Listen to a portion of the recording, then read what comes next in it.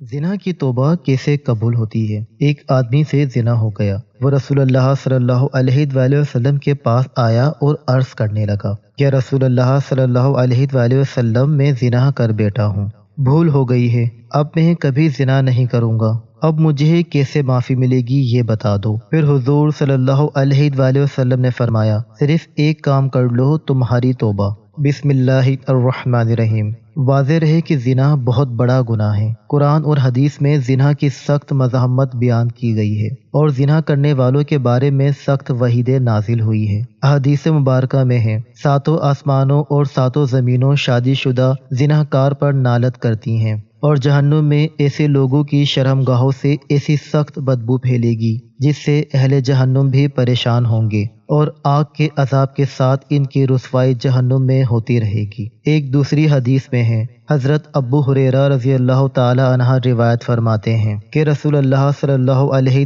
वसल्लम ने फरमाया, ज़िना करने वाला ज़िना करते वक्त मोमिन नहीं रहता, चोरी करने वाला चोरी करते वक्त मोमिन नहीं रहता और शराब पीने वाला शराब पीते वक्त मोमिन नहीं रहता। हज़रत अब्बू इमामा रज़ी अल्लाह ताला अन्हा से मरवी है कि एक नौजवान नबी करीम सल्लल्लाहु अलैहि वसल्लम की खिदमत में हाजिर हुआ और कहने लगा, या रसूल अल्लाह सल्लल्लाहु अलैहि वसल्लम, मुझे ज़िना की इजाज़त दे दीजिए। लोग उसकी तरफ मुतवज्जह होकर उसे डांटने लगे और पीछे हटाने लगे, लेकिन नबी करीम सल्लल्लाहु अलैहि वसल्लम ने उससे फरमाया, मेरे करीब आ जाओ। वो नबी करीम सल्लल्लाहु अलैहि वसल्लम के करीब जाकर बैठ गया। नबी करीम सल्लल्लाहु अलैहि वसल्लम ने उससे पूछा, क्या तुम अपनी वालदा के हक में बदकारी को पसंद करोगे? उसने कहा, अल्लाह की कसम कभी नहीं, मैं आप पर कुर्बान जाऊं। नबी करीम सल्लल्लाहु अलैहि वसल्लम ने फरमाया, लोग भी उसे अपनी माँ के लिए पसंद नहीं करते। फिर दरियाफ्त फरमाया, क्या तुम अपनी बेटी के हक में बदकारी को पसंद करोगे? उसने कहा, अल्लाह की कसम कभी नहीं, मैं आप पर कुर्बान जाऊं। नबी करीम सल्लल्लाहु अलैहि वसल्लम ने फरमाया, लोग भी उसे अपनी बेटी के लिए पसंद नहीं करते। फिर पूछा, क्या तुम अपनी बहन के हक में बदकारी को पसंद करोगे? उसने कहा, अल्लाह की कसम कभी नहीं, मैं आप पर कुर्बान जाऊं। नबी करीम सल्लल्लाहु अलैहि वसल्लम ने फरमाया, लोग भी उसे अपनी बहन के लिए पसंद नहीं करते। फिर पूछा, क्या तुम अपनी फूफी के हक में बदकारी को पसंद करोगे? उसने कहा, अल्लाह की कसम कभी नहीं, मैं आप पर कुर्बान जाऊं। नबी करीम सल्लल्लाहु अलैहि वसल्लम ने फरमाया, लोग भी उसे अपनी फूफी के लिए पसंद नहीं करते। फिर पूछा, क्या तुम अपनी खाला के हक में बदकारी को पसंद करोगे? उसने कहा, अल्लाह की कसम कभी नहीं, मैं आप पर कुर्बान जाऊं। नबी करीम सल्लल्लाहु अलैहि वसल्लम ने फरमाया, लोग भी उसे अपनी खाला के लिए पसंद नहीं करते। फिर नबी करीम सल्लल्लाहु अलैहि वसल्लम ने अपने दस्ते मुबारक उसके जिस्म पर रखा और दुआ की कि ए अल्लाह, इसके गुनाह माफ़ फरमा, इसके दिल को पाक फरमा और इसकी शर्मगाह की हिफाजत फरमा। रावी कहते हैं, इसके बाद उस नौजवान ने कभी किसी की तरफ तवज्जो भी नहीं की। नेज़ वाज़ेह रहे कि हर गुनाह अल्लाह ताला की नाफरमानी है और इसकी इताअत और फर्माबरदारी से एराज़ है और अल्लाह ताला का नाफरमान दुनिया और आखिरत में कहीं चैन और सुकून नहीं पा सकता। गुनाह करने वाले की जिंदगी तल्ख कर दी जाती है। अल्लाह ताला का इरशाद पाक है, और जो शख्स मेरी इस नसीहत से एराज़ करेगा तो उसके लिए कयामत से पहले दुनिया में कब्र और तंगी का जीना होगा। दुनिया और आखिरत में चैन और सुकून पाने का एक ही रास्ता है कि उस पालने वाले खालिक और मालिक की नाफरमानी छोड़कर अपनी पूरी जिंदगी उसकी इताअत और फर्माबरदारी में गुजारी जाए। फिर अल्लाह पाक अपने बंदे को पाकीज़ा और बालुतुफ जिंदगी अता फरमाएंगे और आखिरत में खूब अजर व सवाब से नवाजेंगे। सूरह नहल में अल्लाह ताला का इरशाद है, जो शख्स कोई नेक काम करेगा,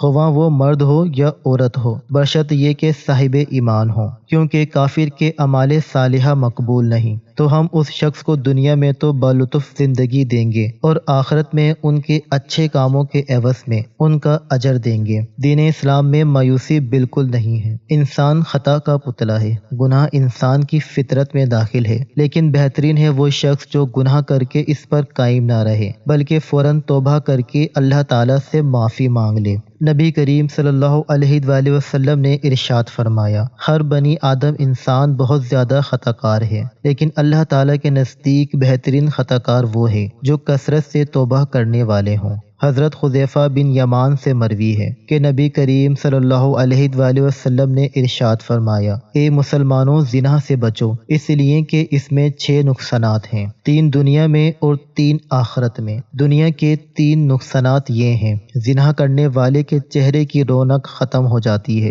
مسلسل غربت آتی ہے، عمر کم ہو جاتی ہے۔ آخرت میں پیش آنے والی 3 چیزیں یہ ہیں: اللہ کی ناراضگی، برا حساب و کتاب، دوزخ کی آگ میں ہمیشہ رہنا۔ زنا سے چہرے بے رونق اور بے نور ہو جاتے ہیں۔ مذکورہ بالاحادیث کی روشنی میں پتہ چلا، زنا کرنے والوں کو دنیا میں سخت ذلت اور رسوائی سے دوچار ہونا پڑتا ہے، جن میں پہلی سزا یہ ہے، زنا کرنے والے کے چہروں کی رونق ختم ہو جاتی ہے اور ان کے چہروں سے ہمیشہ ذلت اور خواری کی علامات ظاہر ہوتی ہے۔ ایک دوسرے مقام پر نبی کریم صلی اللہ علیہ وآلہ وسلم نے ارشاد فرمایا، تم لوگ ضرور اپنی نگاہوں کی حفاظت کرو اور اپنے چہرے کو سیدھا رکھو، ورنہ تمہارے چہرے کو بے نور کر دیا جائے گا۔ زنا سے فکر و فاقہ اور مسکنت پیدا ہوتی ہے۔ حضرت عبداللہ بن عمر رضی اللہ تعالی عنہ سے مروی ہے کہ آقا صلی اللہ علیہ وآلہ وسلم نے ارشاد فرمایا، جب حکمران ظلم کرے تو آسمان سوکھ جاتا ہے،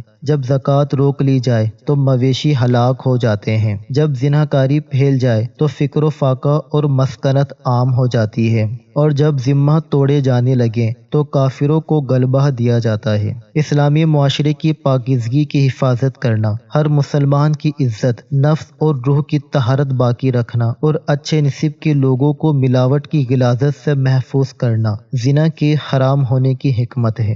عبرانی کی ایک صحیح حدیث ہے کہ ابو العاص نبی کریم صلی اللہ علیہ وآلہ وسلم سے روایت کرتے ہیں کہ آپ صلی اللہ علیہ وآلہ وسلم نے فرمایا، آدھی رات کے وقت آسمان کے دروازے کھول دیے جاتے ہیں اور ایک پکارنے والا فرشتہ پکارتا ہے کہ ہے کوئی دعا کرنے والا جس کی دعا قبول کی جائے، کوئی سوال کرنے والا جس کا سوال پورا کیا جائے، کوئی مصیبت زدہ جو دعا کرے اور اس کی مصیبت دور کر دی جائے۔ یعنی آدھی رات کے بعد دعا قبول ہونے لگ جاتی ہے۔ ناظرین، اللہ تعالیٰ ہر دعا کرنے والے مسلمان کی دعا قبول فرماتا ہے، سوائے زانیہ کے جو اپنی شرمگاہ کے ذریعے غیر مرد کو سیراب کرتی ہے۔ زانیہ عورت جو زنا کے ذریعے مرد کا دل بہلاتی ہے، پھر اس کی دعا قبول نہیں ہوتی۔ زنا کرنے والے لوگ خود اپنے آپ کو اللہ کے عذاب کا مستحق بنا لیتے ہیں۔ حضرت عبداللہ بن عباس رضی اللہ تعالی عنہ کہتے ہیں کہ رسول اللہ صلی اللہ علیہ وآلہ وسلم نے فرمایا،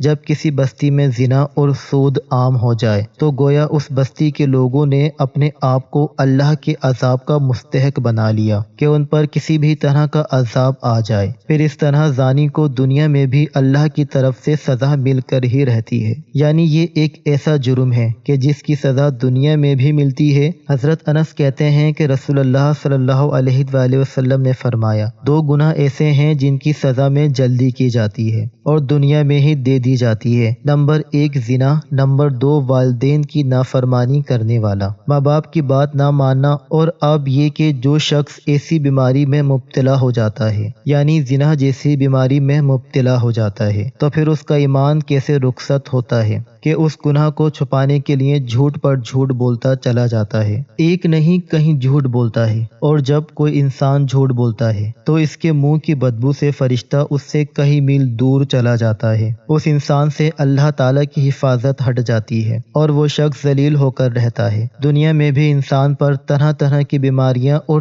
طرح طرح کے مصیبتیں نازل ہوتی ہیں۔ پھر بڑھاپے کی عمر میں زنا کرنا اللہ کے غضب اور غصے کو بھڑکانا ہے۔ اللہ تعالیٰ قیامت کے دن 3 لوگوں سے غصے کی وجہ سے بات نہیں کریں گے اور نہ ہی جنت میں داخل ہونے کے لیے پاس کریں گے۔ ابو معاویہ حدیث کے راوی نے کہا، اور نہ ہی اللہ تعالیٰ ان کی طرف نظر کرم فرمائیں گے اور ان کے لیے دردناک عذاب ہے۔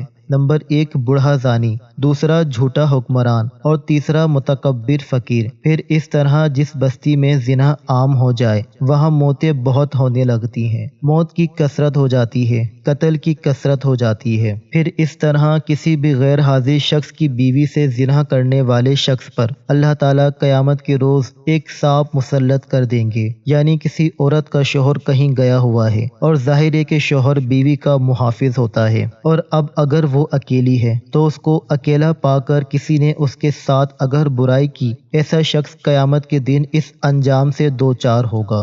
عبداللہ بن عمر کہتے ہیں رسول اللہ صلی اللہ علیہ وآلہ وسلم نے فرمایا جو شخص کسی غیر حاضر آدمی کی بیوی کے بستر پر آ کر بیٹھتا ہے اس کا انجام اس شخص جیسا ہے جسے قیامت کے روز زہریلے سانپوں میں سے ایک سانپ ڈسے گا۔ پھر ہمسائے کی بیوی سے زنا کرنے کا عذاب یا اس کی سزا کسی بھی دوسری عورت کے ساتھ زنا کرنے سے 10 گنا زیادہ ہے، کیونکہ ہمسایوں کے بھی کچھ حقوق ہیں۔ حضرت عبداللہ رضی اللہ تعالی عنہ بیان کرتے ہیں کہ میں نے رسول اللہ صلی اللہ علیہ وآلہ وسلم سے پوچھا کون سا گناہ اللہ کے نزدیک سب سے بڑا ہے؟ آپ نے فرمایا یہ کہ تو اللہ کے ساتھ کسی کو شریک ٹھہرائے جبکہ اس نے تمہیں پیدا کیا ہے۔ وہ کہتے ہیں میں نے آپ سے عرض کی یہ تو واقعی بڑا گناہ ہے۔ وہ کہتے ہیں میں نے پوچھا پھر کون سا؟ آپ نے فرمایا تو اپنی اولاد کو اس اندیشے سے قتل کر دے کہ وہ تمہارے ساتھ کھانے میں شریک ہوگی۔ وہ کہتے ہیں میں نے پوچھا پھر کون سا؟ آپ نے فرمایا پھر یہ کہ تو اپنے ہمسائے کی بیوی کے ساتھ زنا کرے۔ صحابہ کرام رضی اللہ تعالی عنہ نے بڑے گناہوں سے متعلق دریافت کیا تو آپ صلی اللہ علیہ وآلہ وسلم نے انہیں سب سے بڑے گناہ کے بارے میں بتایا کہ وہ شریک اکبر ہے جسے اللہ تعالیٰ صرف توبہ ہی سے بخشتا ہے۔ اگر شرک اکبر کا مرتکب بغیر توبہ کے مر گیا تو وہ ہمیشہ ہمیشہ جہنم میں رہے گا۔ دوسرا بڑا گناہ یہ ہے کہ آدمی اپنے بچے کو اس خوف سے مار دے کہ وہ اس کے ساتھ اس کے کھانے میں شریک ہوگا، چنانچہ کسی ایسی جان کو مار دینا جسے اللہ نے حرام کیا ہو۔ اس کا مرتبہ بڑے گناہوں میں دوسرا ہے اور اس کی سزا اور بھی زیادہ ہو جاتی ہے۔ جبکہ مقتول قاتل کا رحمی رشتہ دار ہو تو یہ اور بھی زیادہ ہو جاتی ہے، جبکہ قتل کا مقصد مقتول کو اللہ کے اس رزق سے محروم کرنا ہو جسے اللہ تعالیٰ نے قاتل کے ہاتھ پر جاری فرمایا ہے۔ پھر یہ کہ آدمی اپنے ہمسائے کی بیوی سے زنا کرے۔ کبیرہ گناہوں میں تیسرا درجہ زنا کا ہے۔ اس کا گناہ اور بھی زیادہ بڑا ہو جاتا ہے، جبکہ جس عورت سے زنا کیا جائے وہ ہمسائے کی بیوی ہو جس کے ساتھ شریعت نے حسن سلوک، نیکی اور اچھی صحبت کی نصیحت کی ہے۔ حضرت مقداد کہتے ہیں رسول اللہ صلی اللہ علیہ وآلہ وسلم نے اپنے صحابہ سے دریافت فرمایا زنا کے بارے میں تمہارا کیا خیال ہے؟ صحابہ نے عرض کی زنا کو اللہ اور اس کے رسول نے حرام قرار دیا ہے، لہذا وہ قیامت تک حرام ہے۔ پھر آپ صلی اللہ علیہ وآلہ وسلم نے صحابہ کرام سے فرمایا ایک آدمی اگر 10 عورتوں سے زنا کرے تو یہ گناہ اس سے کم ہے کہ آدمی اپنے ہمسائے کی بیوی سے زنا کرے۔ ہمسائے کی بیوی سے زنا ایک تو حق ہمسائیگی پامال ہوتا ہے، اس کے علاوہ کیا وجہ ہے کہ اس کو زیادہ برا کہا گیا ہے؟ اعتماد کا رشتہ ہوتا ہے، ساتھ ساتھ گھر ہوتے ہیں تو سارے راز معلوم ہوتے ہیں کہ کس دن کو کون اکیلا ہے، کون گھر میں ہے یا نہیں۔ پھر اسی طرح تاک جھاک کے مواقع بھی ہوتے ہیں اور کئی طرح کی خرابیاں اس میں آ جاتی ہیں۔ کسی بھی وقت دماغ سکون میں نہیں رہتا، انسان ایک خوف کا شکار رہتا ہے۔ ناظرین کیا آپ کو پتہ ہے کہ آخرت میں ایسے شخص کا انجام کیا ہے؟ کسی کو معلوم ہے جو دنیا میں زنا کرتا ہے قیامت کے دن اس کا انجام کیا ہے؟ نبی کریم صلی اللہ علیہ وآلہ وسلم کی احادیث روایت کرتے ہیں آپ صلی اللہ علیہ وآلہ وسلم نے فرمایا کہ معراج کے موقع پر جب آپ نے جبرائیل سے پوچھا کہ جو مناظر آپ نے مجھے دکھائے ہیں ان میں سب سے پہلے جس شخص پر آپ کا گزر ہوا اس کے جبڑے، نتنے اور آنکھیں گدی تک لوہے کے آلے سے چیری جا رہی تھیں تو یہ کون تھا؟ بتایا گیا کہ یہ وہ شخص تھا جو صبح کے وقت گھر سے نکلتا، جھوٹی خبریں دھڑتا جو آنند فانند ساری دنیا میں پھیل جاتی، اور اب تو میڈیا کے ذریعے ایک جھوٹ پوری دنیا میں کروڑوں مرتبہ ملٹی پلائی ہو جاتا ہے، اور ننگے مرد اور عورتیں جو آپ نے تنور میں جلتے ہوئے دیکھیں وہ زانی مرد اور عورتیں تھیں، یعنی دنیا میں زنا کرنے والے مرد اور عورتیں اس تندور کے اندر آگ میں جل رہے تھے۔ اور تیسرا شخص جو خون کی ندی میں گوتے کھا رہا تھا، ہم نے دیکھا جس کے منہ میں بار بار پتھر ڈالے جا رہے تھے، یہ وہ شخص جو دنیا میں سود کھاتا تھا۔ اب دیکھیے کہ یہ ایک ایسی بیماری ہے، ایک ایسی خرابی ہے کہ جس کو افسوس کے ساتھ کہنا پڑتا ہے کہ اس مسلمان معاشرے میں آزادی کے نام پر خرابی بھی نہیں سمجھا جاتا۔ ایک وقت تھا جب اسے بہت ہی بڑی برائی سمجھا جاتا تھا، اور کوئی شخص اگر ایسی برائی کے قریب سے بھٹکتا تو اسے ذلت کی نگاہ سے دیکھا جاتا تھا اور ذلت اور رسوائی کا سامنا کرنا پڑتا تھا۔ لیکن اب آپ دیکھتے ہیں کہ عموماً لوگ اس کو برا نہیں سمجھتے، اب یہ معمولی سمجھتے ہیں اور کہتے ہیں اچھا کر لیا، غلط کام پر توبہ کر لیں گے، معافی مانگ لیں گے، لیکن کبھی یہ نہیں سوچا کہ توبہ کرنے کی مہلت نہ ملی تو کیا کریں گی، اللہ نے توبہ کی توفیق نہ دی تو کیا کریں گی۔ حضور نبی کریم صلی اللہ علیہ وآلہ وسلم کی خدمت میں ایک خاتون آئیں اور کہنے لگیں کہ مجھ سے گناہ ہو گیا اور میرے پیٹ میں ناجائز بچہ ہے۔ آپ صلی اللہ علیہ وآلہ وسلم نے فرمایا میں کیسے مان لوں کہ تو نے بدکاری کی ہے، پر اس خاتون میں احساس گناہ بڑھا تھا، تو آپ صلی اللہ علیہ وآلہ وسلم نے فرمایا کہ جاؤ اور بچہ پیدا ہونے کے بعد پھر آنا۔ پھول جیسا بچہ پیدا ہوا تو بچہ گود میں لے آئی کہ یا رسول اللہ صلی اللہ علیہ وآلہ وسلم اب کیا کروں؟ تو آپ صلی اللہ علیہ وآلہ وسلم نے فرمایا کہ غلطی تیری ہے، بچے کی نہیں، واپس جاؤ اسے دودھ پلاؤ، جب روٹی کھانے لگے تب آ جانا۔ اور صحابہ کرام رضی اللہ تعالی عنہ کہتے ہیں کہ جب 2 سال بعد آئی تو بچے کے ہاتھ میں روٹی کا ٹکڑا تھا، اور جب آئی تو رونے لگی اور کہا کہ اے محبوب خدا صلی اللہ علیہ وآلہ وسلم، ساری رات مجھے نیند نہیں آتی، یہ گناہ چبھتا ہے اور مجھے پریشان کرتا ہے، اور اگر آج مر گئی تو اللہ کی بارگاہ میں کیا جواب دوں گی؟ نظر کرم فرمائیے۔ تو آپ صلی اللہ علیہ وآلہ وسلم نے فرمایا کہ بچہ ایک صحابی کو دے دو اور اسے کہو کہ اس کی اپنے بچوں کی طرح پرورش کرنا۔ پھر فرمایا کہ اس خاتون کو باہر لے جاؤ اور پتھر مار مار کر سنسار کر دو، یہاں تک کہ وہ انتقال کر گئی۔ آپ صلی اللہ علیہ وآلہ وسلم نے 2 صحابیات کی ڈیوٹی لگائی اور فرمایا کہ اسے اٹھاؤ،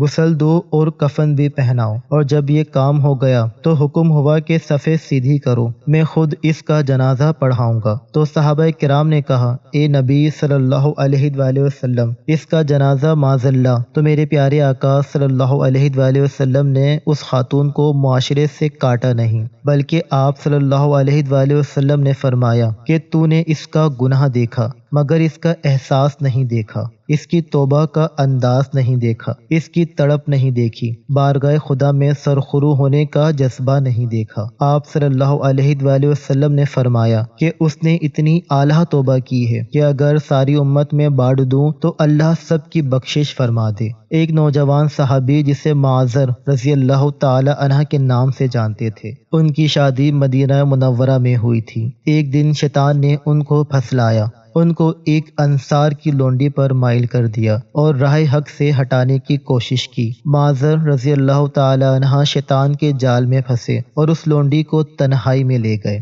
اب یہ دونوں تھے اور تیسرا ان میں شیطان تھا۔ وہ برائی کو ان دونوں کے لیے نہایت پرکشش اور خوبصورت بنا کر پیش کر رہا تھا۔ وہ دونوں بہک گئے اور جوانی کی طغیانی کا شکار ہو گئے۔ جب معذر رضی اللہ تعالی عنہ اپنے جرم سے فارغ ہوئے تو شیطان نے ان کا ساتھ چھوڑ دیا۔ اب وہ پھوٹ پھوٹ کر رونے لگے اور اپنے نفس کا محاسبہ کرنے لگے اور اپنے آپ کو ملامت کرنے لگے۔ گناہ کی آگ ان کے دل کو جلانے لگی۔ وہ بے قرار ہو کر آپ صلی اللہ علیہ وآلہ وسلم کی خدمت میں آئے اور آپ صلی اللہ علیہ وآلہ وسلم کے سامنے کھڑے ہو گئے۔ احساس گناہ اسے تڑپانے لگا، کہنے لگے اے اللہ کے رسول صلی اللہ علیہ وآلہ وسلم، مجھ سے ایک گناہ ہو گیا ہے، یعنی زنا ہو گیا ہے، مجھے پاک کر دیجئے۔ نبی کریم صلی اللہ علیہ وآلہ وسلم نے ان کی طرف سے منہ پھیر لیا، دوسری جانب آ گئے، بولے اے اللہ کے رسول صلی اللہ علیہ وآلہ وسلم، میں شیطان کے جھانسے میں آ گیا تھا،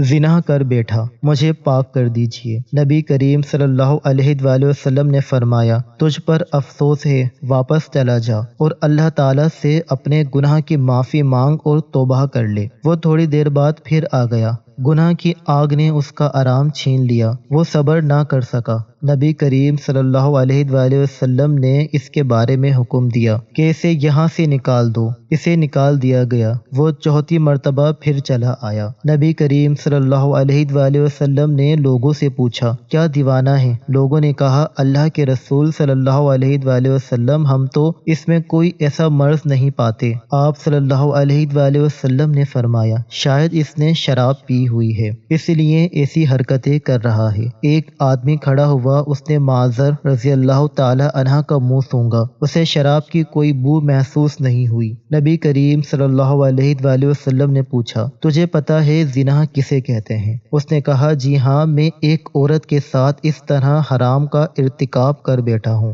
جیسے ایک آدمی حلال طریقے سے اپنی بیوی کے پاس کرتا ہے۔ آپ صلی اللہ علیہ وآلہ وسلم نے پوچھا، اب اس بات سے تمہارا کیا مطلب ہے؟ اس نے کہا، مجھے پاک کر دیجئے۔ نبی کریم صلی اللہ علیہ وآلہ وسلم نے مکمل تفتیش کروائی، جرم ثابت ہونے پر حد جاری فرمائی۔ آپ صلی اللہ علیہ وآلہ وسلم نے حکم دیا اور اسے سنگسار کر دیا گیا۔ جب اس کی نماز جنازہ پڑھائی گئی اور اسے دفن کر دیا گیا تو نبی کریم صلی اللہ علیہ وآلہ وسلم دو آدمیوں کے پاس سے گزرے۔ وہ آپس میں باتیں کر رہے تھے کہ دیکھو، اس آدمی پر اللہ نے پردہ ڈالا تھا، لیکن اس نے اپنے آپ کو خود ہی ہلاکت میں ڈال دیا، حتیٰ کہ اسے پتھر مار مار کر یوں ہلاک کر دیا گیا جیسے کتے مار دیے جاتے ہیں۔ نبی کریم صلی اللہ علیہ وآلہ وسلم خاموش ہو گئے، پھر تھوڑا سا آگے چلے۔ ایک مردہ گدھا پڑا ہوا تھا، اسے دھوپ نے جلا دیا تھا اور وہ پھول گیا تھا۔ جب نبی کریم صلی اللہ علیہ وآلہ وسلم نے اس گدھے کو دیکھا تو پوچھا، فلاں فلاں آدمی کدھر ہیں؟ وہ دونوں بولے، اللہ کے رسول صلی اللہ علیہ وآلہ وسلم، ہم یہاں ہیں۔ آپ صلی اللہ علیہ وآلہ وسلم نے فرمایا، اترو اور اس گدھے کا گوشت کھاؤ۔ وہ حیران ہو کر بولے، اللہ کے نبی، بھلا اسے کون کھا سکتا ہے؟ آپ صلی اللہ علیہ وآلہ وسلم نے فرمایا، ابھی ابھی جو تم اپنے بھائی کی عزت پامال کر رہے تھے وہ اس گدھے کو کھانے سے بھی زیادہ بدتر ہے۔ معاذ رضی اللہ تعالی عنہ نے ایسی سچی توبہ کی ہے، اگر یہ توبہ امت کے مابین تقسیم کر دی جائے تو انہیں کافی ہو جائے۔ مجھے اس ذات کی قسم جس کے ہاتھ میری جان ہے، وہ اس وقت جنت کی نہروں میں گوتے لگا رہے ہیں۔ اللہ پاک ہمیں ہر برے عمل سے بچائے اور ہمارا خاتمہ ایمان پر عطا فرمائے۔ آمین ثم آمین۔